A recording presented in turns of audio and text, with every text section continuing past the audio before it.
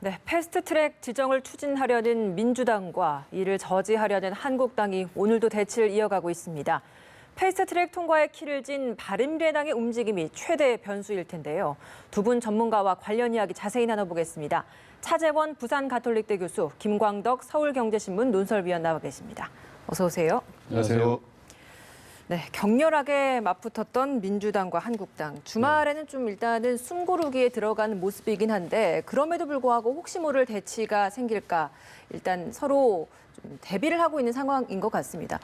지금까지의 현 상황 어떻게 바라보고 계신지 먼저 이야기 들어보겠습니다. 전 다수 국민들의 심정과 마찬가지가 아닐까 싶은데요. 상당히 참담하죠. 그러니까 국민의 한 사람으로서 이런 상황을 지켜본다는 것 자체가 안타깝고요. 그리고 무엇보다도 지금 국회 경호권이 1986년 이후에 처음으로 다시 또 발동됐어요. 그렇다고 한다면 단순하게 봐도 1986년 33년 전 상황으로 되돌아갔다.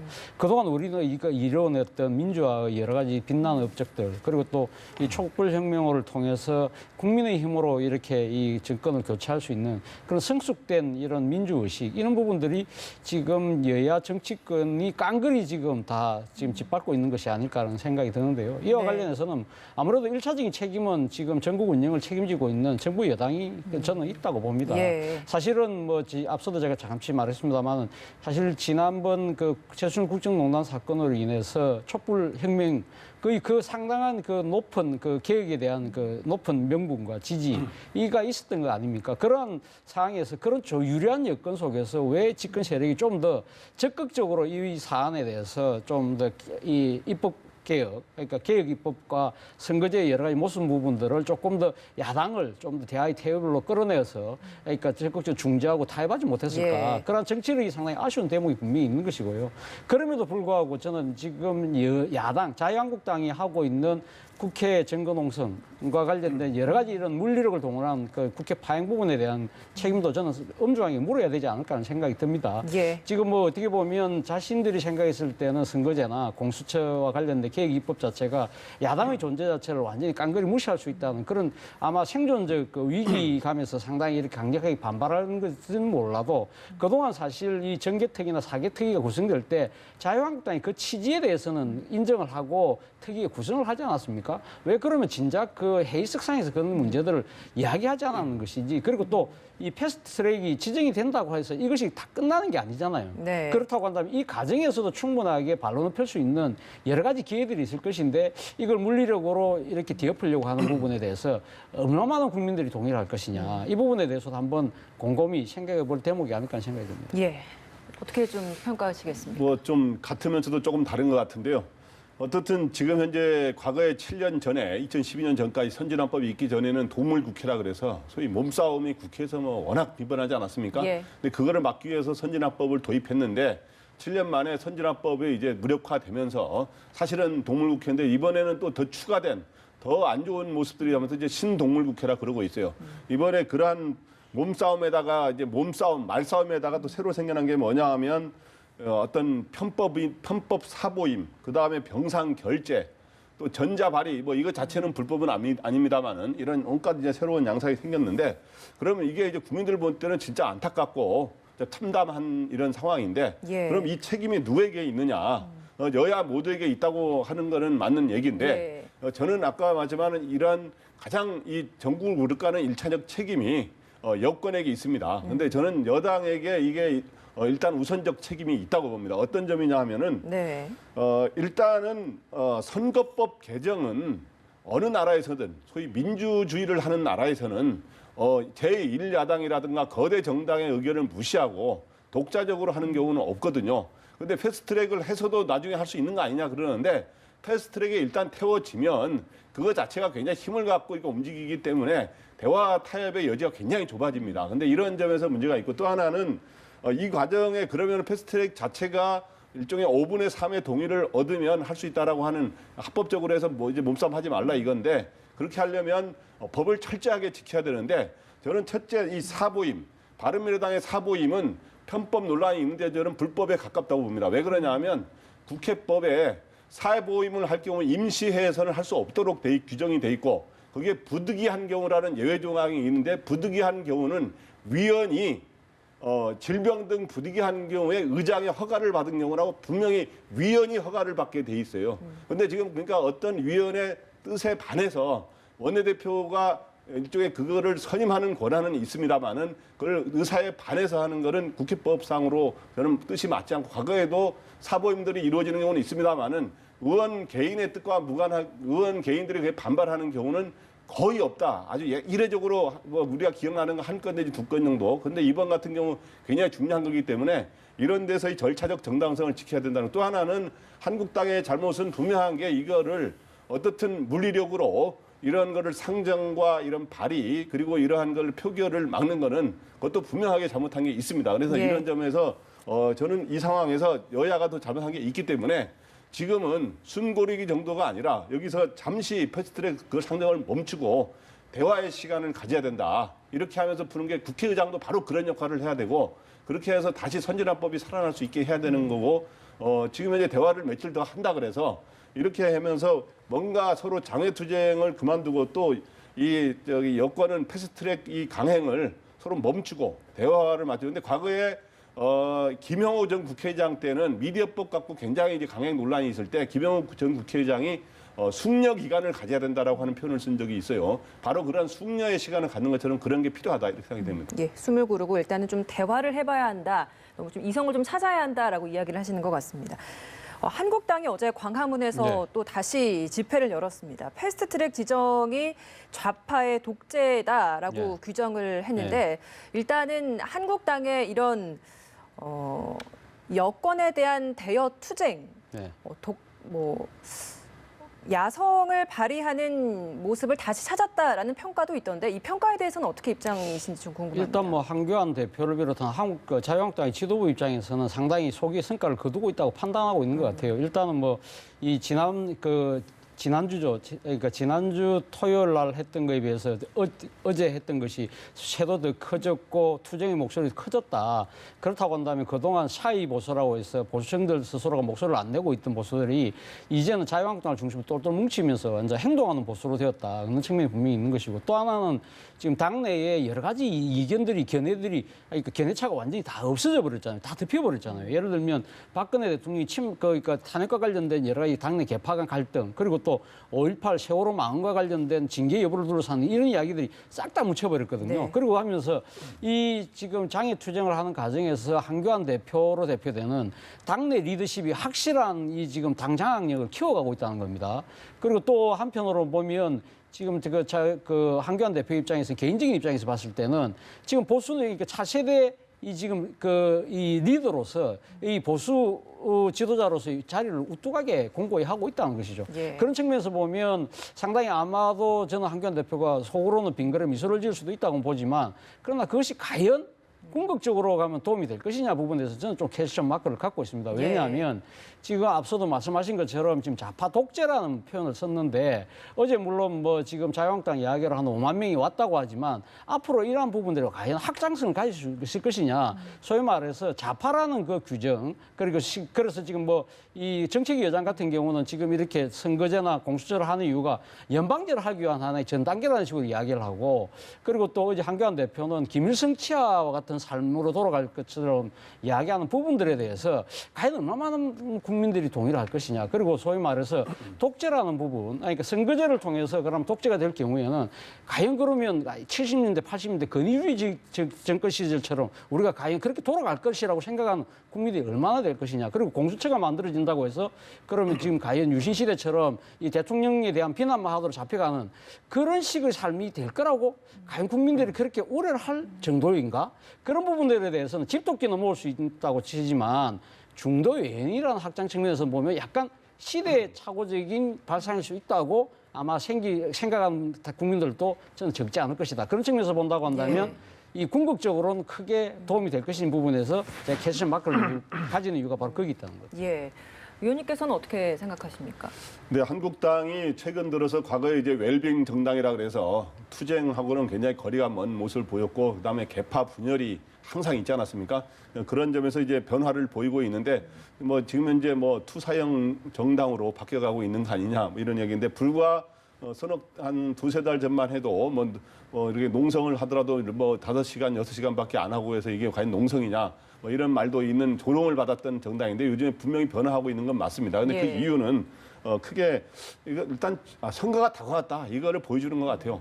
총선을 다가왔기 때문에 이 국회의원이나 이런 사람들이 당협위원장들이 자기가 총선에 공천을 받아야 된다는 그런 게 있기 때문에 뭔가 이 당의 움직임에 일사불란하게 움직이려는 그런 걸 보이고 있어요. 그런 게 이제 또 실제로 황교안 대표와 나경원 원내대표의 리더십이 안정되는 측면하고 맞물리는 거고요. 그런 측면 또 하나는 실제로 패스트트랙을 강행할 경우에 자기 선거 제도라든가 이런 것들이 지역구가 줄어들게 돼 있지 않습니까?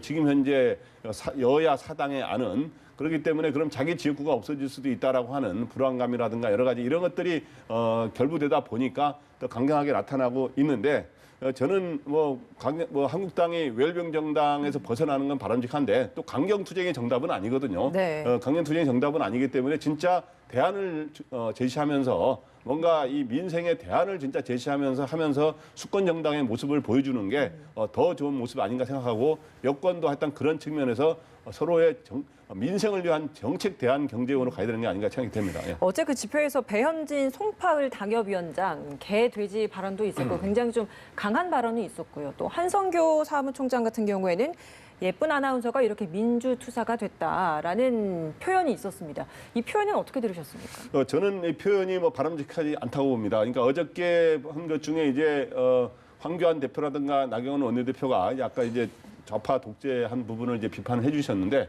여러 가지 색깔론적인 발언 이런 것들이 과도한 것은 바람직하지 않다고 보고요. 예. 근데 이제 이 정부가 굉장히 독선적으로 전국을 운영하고 있다라고 판단하는 것 같아요. 근데 그런 점에서 이제 그거를 이제 독재라고 표현을 했는데 이제 그러한 점들도 있고 또 하나는 여기에 배현진 전 대변인이 국민을 반을 개돼지로 몰고 있다 이 정부가 이렇게 했는데 이거는 굉장히 좀 막 나간 표현이 아닌가라는 그런 생각이 들고요. 그래서 이런 것들이 이제 아마 이 정부가 이 보수 우파라든가 이런 사람들에 대해서 굉장히 이 독선적으로 하면서 이렇게 적폐 세력으로 몰고 이런 거를 아마 이제 그렇게 표현한 것 같아요. 최근에 이해찬 대표가 한 줌도 안 되는 이 세력이라는 또 표현을 며칠 전에 썼거든요. 예. 바로 그러한 것들이 너무 자기네들만 옳다 그러고 나머지들은 그런 걸 아마 이렇게 되는데 적절한 표현은 아닌 것 같고요. 한선교 사무총장이 예쁜 아나운서 농담조로 소개를 하면서 이야기했다는데 예쁜 아나운서가 민주투사 됐다고 그러는데 이러한 아나운서가 이런 어떻든 이런 수식어를 표현하고 이런 것들이 저는 바람직하지 않다고 보고요. 얼마 전에 또 이제 그 이미자 의원에 대해서 민주당이 또 남성 같다느니 이런 표현을 쓴 거 있잖아요. 그런 것들도 다 바람직하지 않다고 생각합니다. 예. 이렇게 대여 투쟁에 있어서 전투력 그리고 당내의 결속력을 높이는 데 있어서는 한국당에서 일정 부분 긍정적으로 해석될 수 있는 부분일 것 같아요. 자체적으로는. 네. 그런데 사실 이제 국회 내로 들어와서 보면 국회법을 위반하고 이렇게 동물국회, 폭력국회를 만든 부분에 있어서는 좀 별개로 평가될 부분이 아닐까라는 생각도 들거든요. 그렇죠. 사실 국회 선진화법을 제일 먼저 주창한 그 정파가 바로 자유한국당이 전신인 한나라당이었습니다. 한나라당 시절 앞서 말씀하셨지만 2009년도 그 미디어법 통과할 때 완전 난장판 국회가 됐잖아요. 그때 다수의석을 점하고 있으면서도 상당히 정치적 무력감도 느꼈고 그리고 상당히 그런 이 난장판이 된 국회에 대해서는 국민의 그 질타와 정치에 대한 불신이 커지니까 거기에 대한 반성으로 집권 세력이었던 한나라당이 국회 선진화법을 이야기한 것이었거든요. 예. 그래서 더 이상은 그러니까 표의 다수의 행포를 하지 않겠다. 그렇기 때문에 최소한하니까 5분의 3의 동의를 구하겠다. 그리고 또 상당히 패스트트랙이라고 하지만 최장 330일 동안 상당한 숙려 기간을 가지겠다는 거 아니겠습니까? 그리고 또 한편으로는 그렇지만 소수 야당은 어떻게 하느냐. 그 부분에 대해서 지금 물리적으로 폭력하지 마라. 그 대신 물리적 폭력을 만약 쓸 경우에는 과중한 처벌을 하겠다. 그래서 양측이 합의를 해서 지금 국회 선진화법을 만든 거거든요. 그렇기 때문에 이번에 벌어진 사태를 갖고 많은 사람들이 국회 선진화법 이제 휴지 조각됐다고 표현을 쓰는데 저는 아직까지 그 표현 자체는 단정하게 이르다는 생각이 듭니다. 왜냐?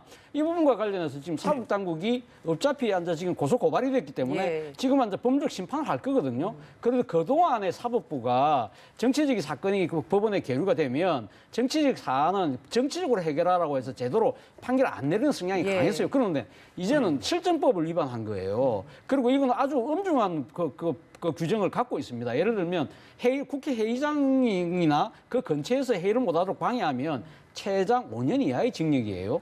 그리고 만약에 시설물을 파괴하거나 사람을 다치게 할 경우는 최장 7년 이하의 아주 중벌을 갖고 그 중형을 네. 때릴 수 있기 때문에 이 부분에 대해서 만약에 사법부가 강하게 엄격하게 판단할 경우에는 지금 뭐 나경원 원내대표는 지금 우리 114명 다 고발하러 하지만 지금 일단 고발될 18명의 정치 생명 자체가 저는 어떻게 보면 상당한 타격이 있을 수 있다. 그럼 만약에 그것이 실현화됐을 경우에는 국회 선진화법 위력을 새삼 아마 각인하게 되는 그런 계기가 될 수 있다는 생각도 듭니다. 실제 처벌로까지 이어질 수 있을 것이다. 저는 뭐 법원은 아마 정치적 고려를 하지 않지 않을까 하는 생각이 듭니다. 홍영표 원내대표도 오늘 기자회견 열고 여기에 있어서 뭐 이 패스트트랙 절차 다 마치고 나면 내가 직접 검찰에 출석해서 조사를 받겠다라는 입장까지 표명했습니다. 과거처럼 유야무야 넘어간 일이 없을 것이다라는 좀 강한 표명을 하기도 했는데 실제로 이런 것이 법적 처벌로까지 이어질 거라고 보십니까?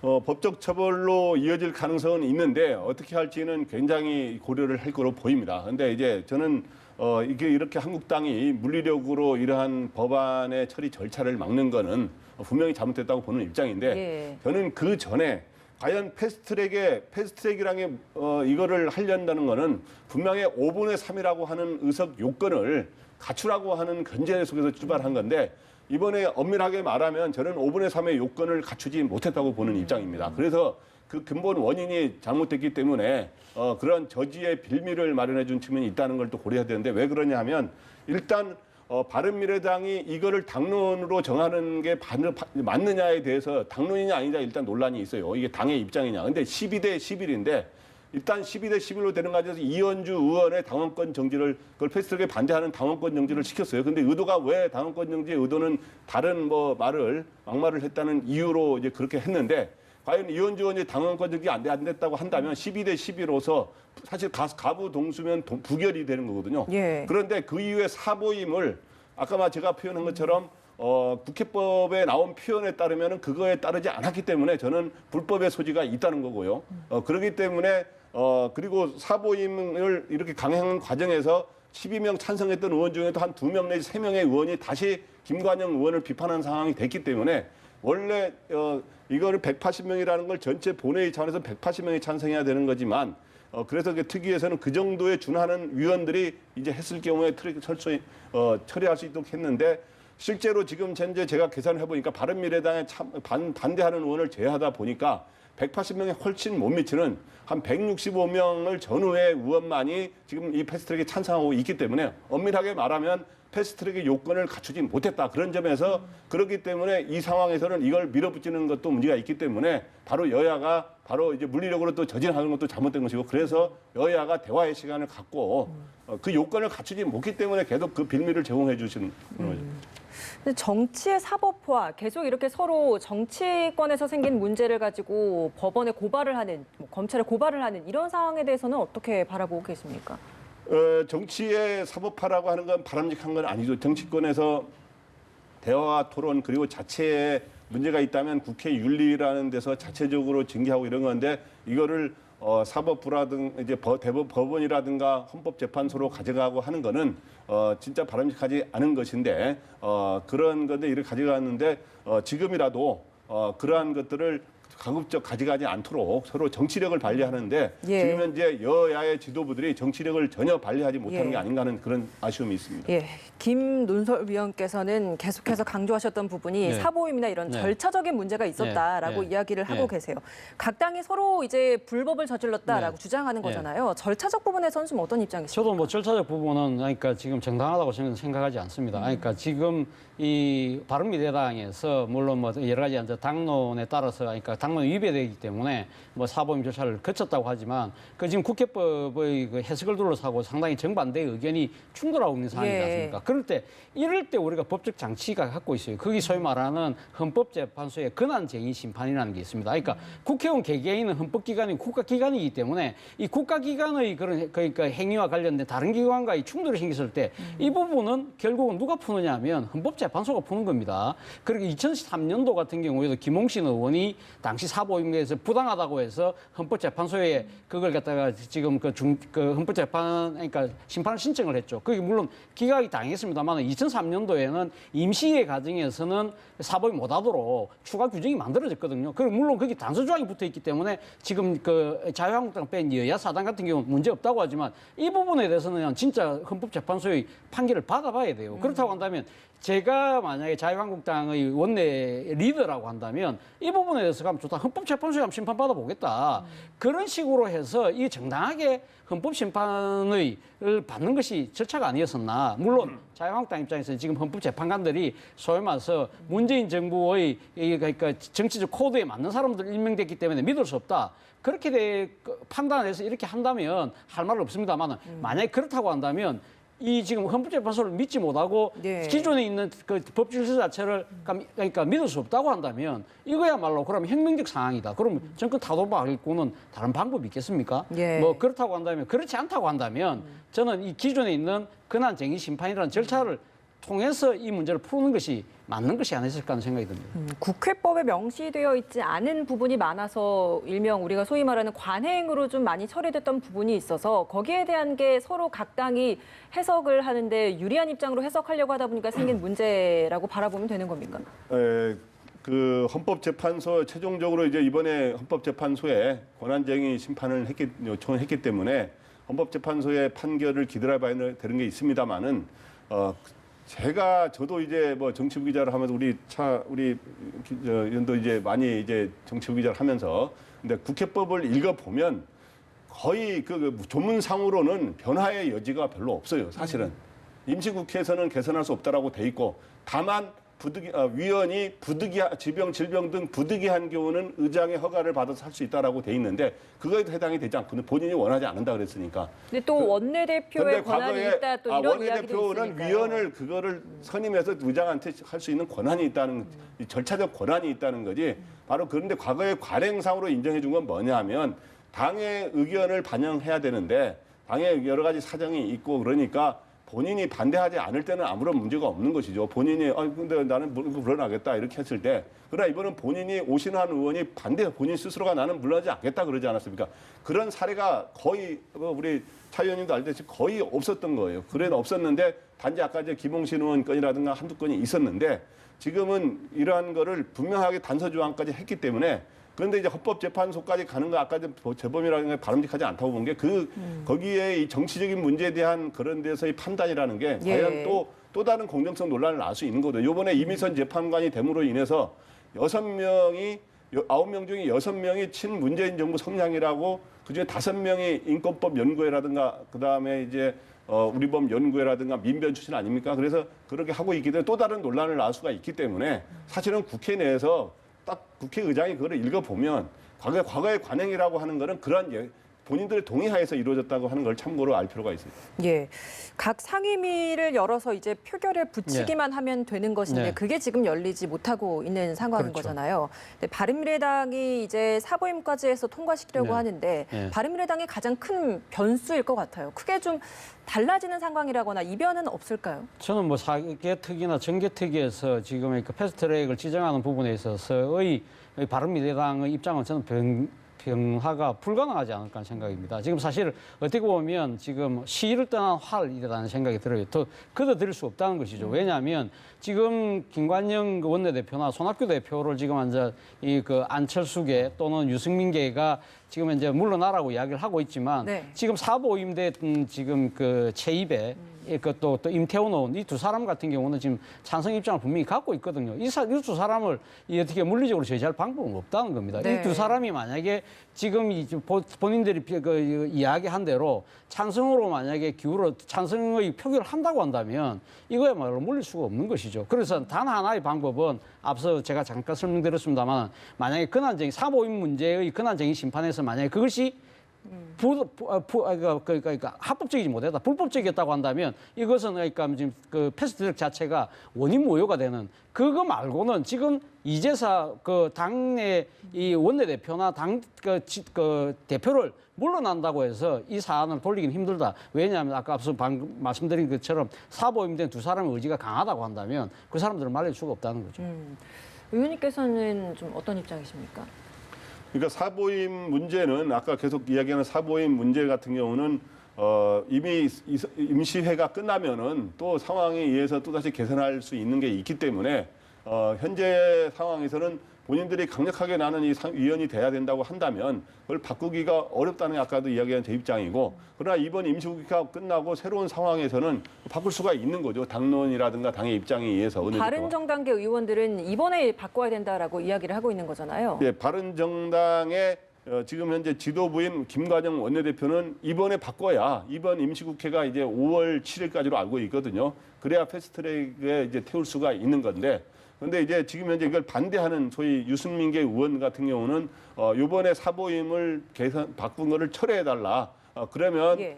그다음에 이제 김관영 원내대표의 책임을 묻지 않겠다라고 해서 김관영 원내대표는 사실 사보임을 강행함으로 인해서 원래 이 패스트트랙에 찬성했던 12명 중에도 2명 내지 3명의 의원이 사실은 입장이 좀 돌아선 측면이 있거든요. 그렇기 때문에 굉장히 사실 본인이 어려운 입장에 있어요. 그래서 현재 약간 바른미래당이 지금 고심하고 있는 지금 단계고 이제 숙고를 하는 시간을 갖겠다 그랬는데 그럼 사보임 철회 가능성은 없다라고 보시는 겁니까?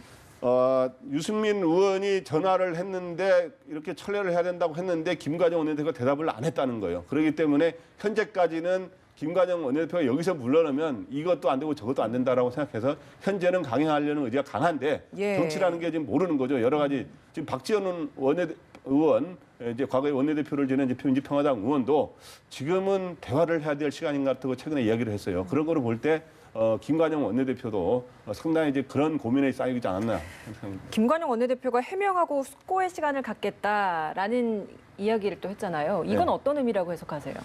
그러니까 지금 본인의 원내대표에 대해서 불신임을 추진하려는 움직임이 나오니까 일단은 숨을 돌려야 되기 때문에 일단 이런 식으로 해서 일단은 진정시키는 거를 하는데 현재로서는 이 사보임을 바꾸지 않고 그러니까 사보임만 본인이 결정내린 건 그대로 강행하려는 생각을 갖고 있는데 당내 반발이 당내라는 게 지금 계속 또 안철수계 의원들의 움직임까지 있기 때문에 계속 변화하는 거 아니고 정치는 생물 네. 아닙니까? 그러니까 그런 정치가 움직이는 거기 때문에 그거에 따라서 변화될 여지는 있는데 김관영 원내대표가 현재로서는 최근에 사보임 그대로 이렇게 개선한 거를 그대로 강행하려는 생각을 아직은 더 많이 갖고 있는 것 같다 이렇게 생각이 됩니다. 해명하고 숙고하는 시간을 갖겠다라고 했던 네. 김관영 원내대표의 뜻이 어떤 의미라고 좀 보십니까? 앞서 말씀하신 것처럼 본인의 뭡니까 정치적 불신임을 당내에서 의원들이 하려고 하는 그런 움직임에 대해서 일종의 조금 이 연막을 피우는 그런 작전이 아니나 철회 생각이 가능성에 있는데 대한 시사는 저는 철회 아니고요. 가능성은 저는 예. 없다고 봅니다. 그리고 그 말을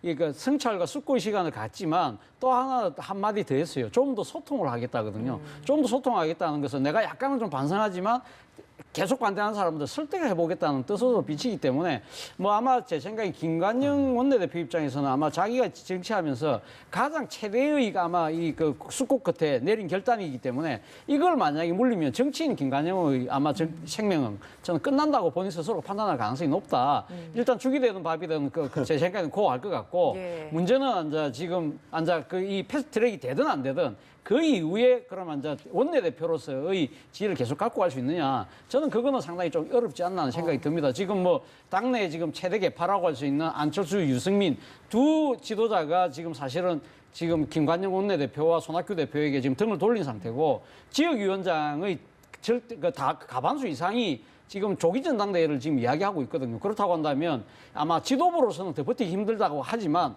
그렇다고 해서 자신이 지금 해놓은 정치적 행위를 거둬들일 경우에는 진짜 정치인 김관영이 쓸 자리는 없다. 그런 입장에서 본다고 한다면 저는 그대로 고하지 않을까 생각이 듭니다. 예, 바른미래당 사실 지금 이렇게 내홍이 굉장히 심하잖아요. 때문에 좀 곧쪼개진 거 아니냐라는 분석들이 많이 나오고 있습니다. 특히 바른정당계 유승민 의원 중심으로 하는 바른정당계 의원들 사이에서의 집단 행동 이런 움직임들 많이 관측되고 있는데 좀 앞으로 바른미래당 어떻게 예상하십니까?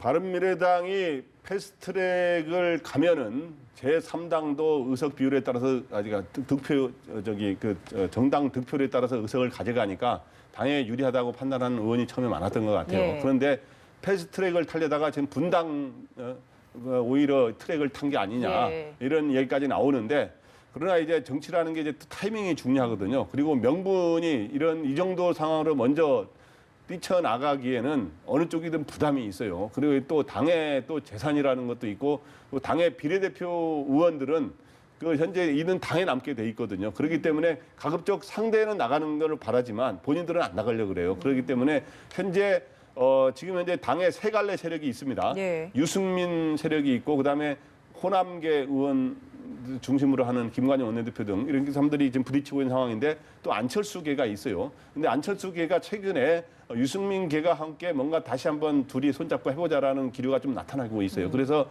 이런 여러 가지의 가능성들이 누가 이제 당의 주도권을 잡느냐 하는 것들이 남아 있기 때문에 저는 당분간 분당 트랙을 타는 조짐을 보이고 있습니다만은 분당이 당분간은 되지 않고 최소한 올해 저는 추석 전후가 관건이 아닌가. 최근에 제가 만난 이 바른미래당 계열의 의원도 저한테 그런 얘기를 하더라고요. 이 당이 분당되느냐 마느냐 그리고 당이 일부 집단 탈당하느냐 마느냐는 추석 전후가 될 거로 보인다. 그러면 그때 이제 총선을 앞두고 정계 개편이 일단 부분적으로 이루어지는 예. 거예요. 그래서 그때까지는 서로 주도권 싸움을 치열하게 벌일 것이다. 이렇게 생각이 됩니다. 예. 교수님께서는 어떻게 네. 생각하십니까? 뭐 저도 뭐 비슷한 생각인데요. 사실 추석까지는 분당되지 않을까요? 아니 그러니까 지금 당장은 그러니까 지금 손학규, 김관영 아마 대표 그러니까 이 지도 체제는 아마 붕괴될 가능성이 높다. 예. 그렇다고 한다면 아까 제가 이야기했던 대로 당내 최대 개파인 안철수, 유승민 인계의 공동 비상 체제로 갈 가능성이 높다. 그런데 문제는 이 양대 세력이 생각이 다르다는 거예요. 동상이몽인 거죠. 그렇다고 한다면 동거를 하더라도 불안한 동거, 불편한 동거이기 때문에 그게 지속 가능성은 높지 않다. 그렇지만 그거는 가면 당분간은 그럴 수밖에 없다. 왜? 지금 야권의 지금 보수 야권, 그러니까 자유한국당을 비롯한 이 야권의 움직임, 보수 쪽의 움직임이 어떻게 되느냐에 따라서 그게 가장 큰 변수이기 때문에 예. 거기에 따라서 바른미래당의 뭐 유승민계가 나가든 아마 안철수계가 그쪽으로 넘어가든 안 가든 아마 그런 식으로 있죠. 그까지 가기에는 상당한 시간이 걸릴 수밖에 없다. 그러나 늦어도 내년 총선 전, 아니, 올해 올 연말이, 그러니까 정기국회, 저는 조금 더 늦게 봐서 예. 정기국회가 마감되는 한 12월까지도는 이 상태가 계속 갈 가능성이 높다. 그렇지만 아주 불편한 동거가 될 가능성이 높다. 저는 그러고 봅니다. 예, 근데 사실 지금 이렇게 패스트트랙 관련해서 각 당의 이야기를 좀 해봤는데 패스트트랙이 사실 지정이 되더라도 본회의에서 표결이 안 될 그렇죠. 수도 있다라는 네. 이야기도 네. 있잖아요. 이 가능성은 좀 어떻게 보십니까? 저는 뭐 이 패스트트랙이 지정된다고 하더라도 선거제도 같은 경우는 되기 좀 사실 힘들지 않을까라는 생각이 듭니다. 왜냐하면 이 지금 앞서 뭐 말씀하신 것처럼 제1야당을 제외한 상태에서 이렇게 그러니까 경기의 룰을 일방적으로 하는 부분에 대해서 결국은 뭐 이 여론이 그렇게 만만치 않을 것이다. 예. 그런 부분. 그리고 또 지금 최장 330일이잖아요. 대한민국은 지금 정치는 아까 생물이라고 했지만 말 그대로 다이나믹 코리아의 대표적인 전형이거든요. 어떠한 변수들이 생길지 아무도 모릅니다. 예. 그리고 또 앞서 제가 이야기했던 대로 총선이 가까우면 가까워질수록 정당 간의 이합집산이 상당히 일어날 가능성이 높아요. 그렇다고 한다면 지금의 정치 지형대로 갈 가능성이 높지 않다. 그리고 또 민주당 내에서도 다 찬성하느냐 그렇지 않다는 거죠. 왜냐하면 자신의 지역구가 없어진다든지 통폐합되는 경우에는 자신의 정치 이해가 다 갈려 있다는 예. 거예요. 그리고 또 총선이 임박하면 할수록 하면 공천해야 되잖아요. 그러면 여당 같은 경우 공천자의 탈락자가 나올 수밖에 없잖아요.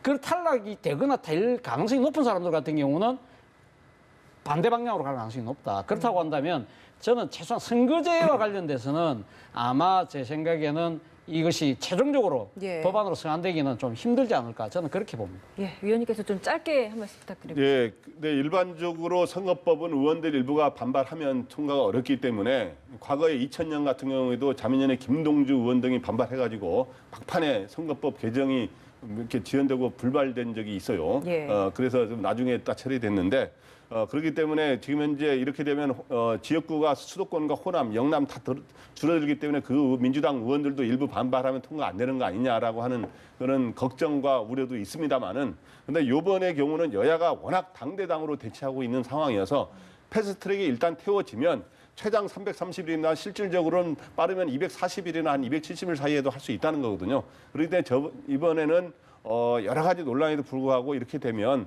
원래 여권이 의도하는 거에 가까운 대로 패스트트랙이 일단 태워진다면 예. 될 가능성이 조금 높다 이렇게 보입니다. 예, 알겠습니다.